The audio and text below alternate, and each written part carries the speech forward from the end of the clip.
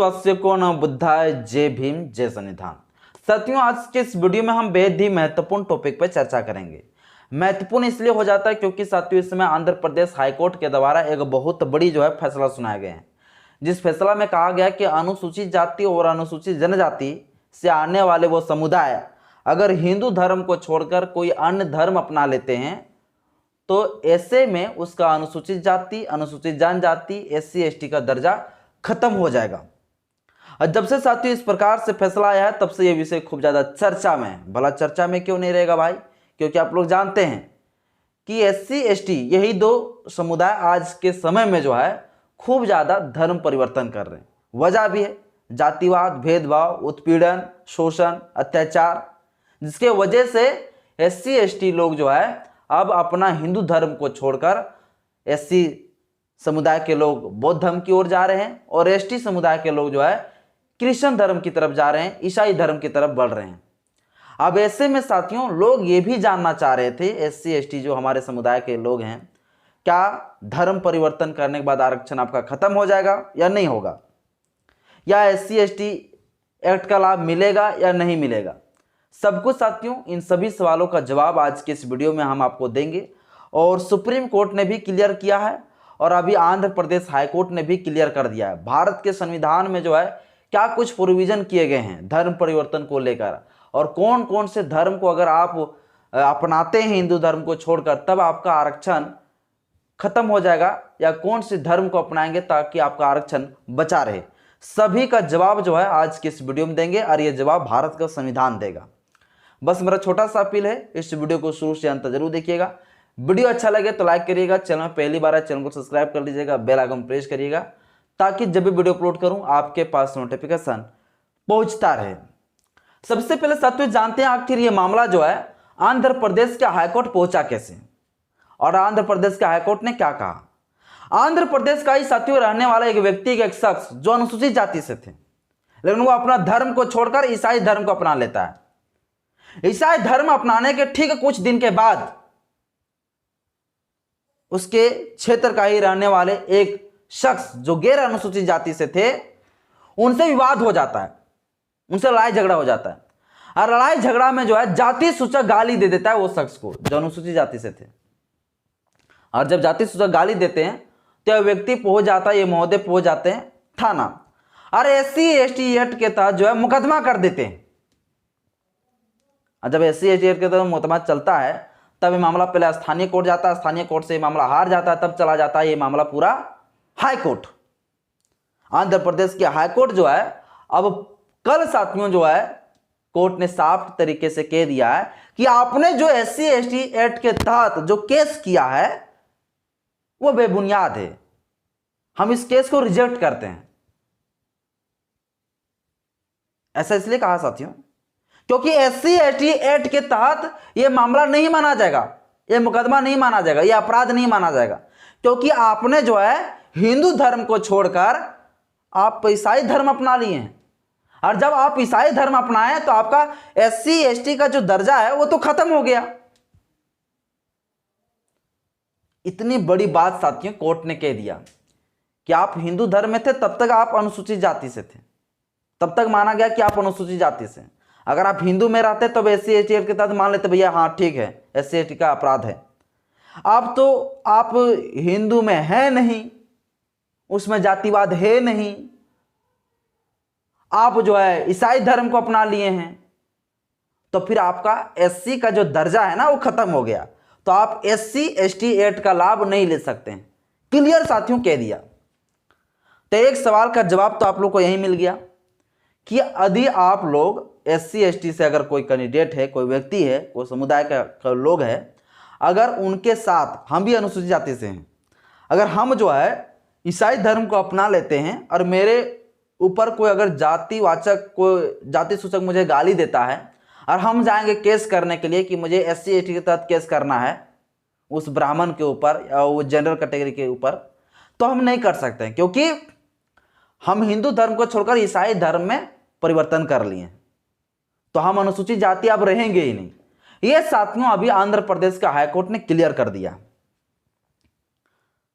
तो आप लोग जो है अनुसूचित जाति अनुसूचित जनजाति से हैं और अगर ईसाई धर्म को अपना लेते हैं तो आप SC ST का लाभ नहीं ले पाएंगे, ये आप लोग जान लीजिए। अब ये सवाल उठता है कि अगर SC ST से हैं और हम अगर ईसाई धर्म को अपना लेते हैं तो क्या आरक्षण भी खत्म हो जाएगा? तब बिल्कुल साथियों, आपका आरक्षण भी खत्म हो जाएगा।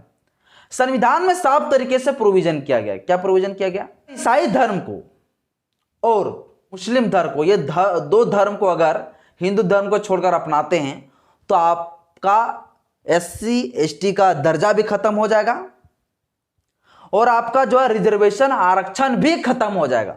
यानी अनुसूचित जाति से हो, चाहे अनुसूचित जनजाति से हो, चाहे OBC से हो, अगर हिंदू धर्म को छोड़कर मुस्लिम धर्म और ईसाई धर्म, ये दो धर्म अपनाते हैं तो आपका आरक्षण भी खत्म हो जाएगा और SC ST एक्ट का लाभ भी खत्म हो जाएगा।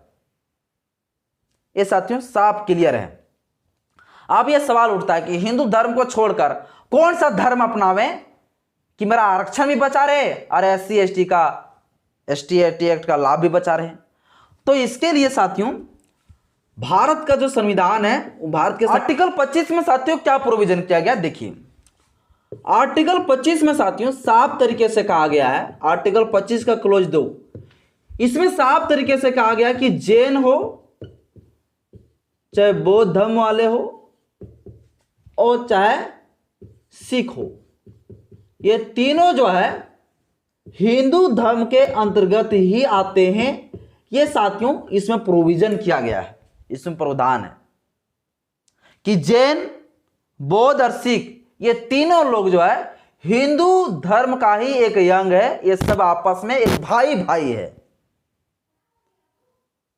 और इसलिए साथियों यह प्रोविजन है कि यदि हिंदू धर्म को छोड़कर भी जो है अगर जैन धर्म अपना लेते हैं, बौद्ध धर्म अपना लेते हैं, सिख धर्म अपना लेते हैं तो आपका आरक्षण यानी आपका रिजर्वेशन खत्म नहीं होगा, आपका रिजर्वेशन खत्म नहीं होगा, आपका आरक्षण खत्म नहीं होगा। SC ST का कोई समुदाय है तो उसका SC ST एक्ट का जो लाभ लेते हैं वो लाभ भी आपका मिलता रहेगा, ना SC ST एक्ट खत्म होगा, नहीं आपका रिजर्वेशन खत्म होगा। आने की साथियों SC ST समुदाय के कोई व्यक्ति अगर बौद्ध धर्म अपना लेता है, सिख धर्म अपना लेता है, ये तीन धर्म याद रखिएगा, तो उनका नहीं उनका जो है एक्ट का लाभ खत्म होगा। ये सब अभी अनुसूचित जाति के लोग जो है बौद्ध धर्म अपना रहे हैं, हम भी बौद्धिस्ट है भाई, हम तो हिंदू धर्म को छोड़ दिए और हम बौद्ध धर्म में आ गए, तो क्या मेरा आरक्षण खत्म हो जाएगा? नहीं होगा, क्योंकि संविधान में ये लिखा है भैया। तो हम बुद्धिस्ट भी बन गए, साथ ही साथ मेरा रिजर्वेशन भी बचा रहा। ये सुप्रीम कोर्ट ने भी कहा है, हाई कोर्ट ने भी कई बार जजमेंट दिया है और ये संविधान में लिखा है भैया, संविधान से बढ़कर है क्या? जब भैया हम जैन, बौद्ध, सिख ये तीनों सब हिंदुओं के अंतर्गत हैं तो फिर मेरा आरक्षण कैसे खत्म होगा भाई? तो हम बुद्धिस्ट भी बन जाएंगे, चाहे जैन भी बन जाएंगे, चाहे हम सिख धर्म को भी अपना लेंगे तो भी मेरा आरक्षण खत्म होने वाला नहीं है। लेकिन जो ईसाई धर्म को अपनाएंगे, जो मुस्लिम धर्म को अपनाएंगे, ये दो धर्म को अपनाने वाले लोगों का आरक्षण भी खत्म हो जाएगा, आपका जो SC ST एक्ट का लाभ भी खत्म हो जाएगा। तो आंध्र प्रदेश का हाईकोर्ट ने साथियों यही क्लियर कर दिया है एकदम डिटेल से कि आज के बाद कोई कंफ्यूजन ना रखेगा भैया कि कौन सा धर्म हम छोड़कर कौन सा धर्म में आवे ताकि आरक्षण बचा रहे, आरक्षण खत्म हो जाएगा। तो ये क्लियर साथियों हो गया है और आज के इस वीडियो में हमने भी आपको बता दिया है कि भैया कौन से हिंदू धर्म को छोड़ने के बाद कौन सा धर्म अपनाने के बाद आरक्षण खत्म हो जाएगा और कौन सा धर्म अपनाने के बाद जो आरक्षण खत्म नहीं होगा।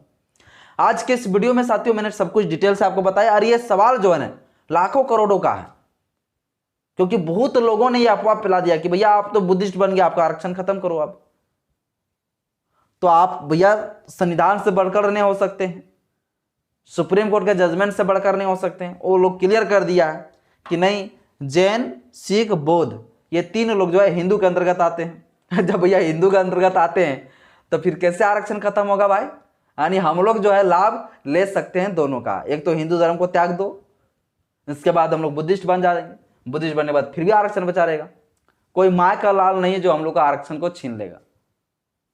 तो बहुत बढ़िया साथियों संविधान में ये प्रोविजन करके गए हुए हैं। अंबेडकर जी ने ये बहुत अच्छा किया है कि हम लोग जो है उस पाखंडवादी अंधविश्वासवादी धर्म को भी लात मार दो और हम लोग आरक्षण का भी लाभ ले लें। बड़ा मस्त है साथियों। बाकी इस विषय पर आप क्या सोचते हैं मुझे कमेंट बॉक्स में अपना राय जरूर बताइएगा। जय भीम, जय संविधान, जय विज्ञान, जोहार।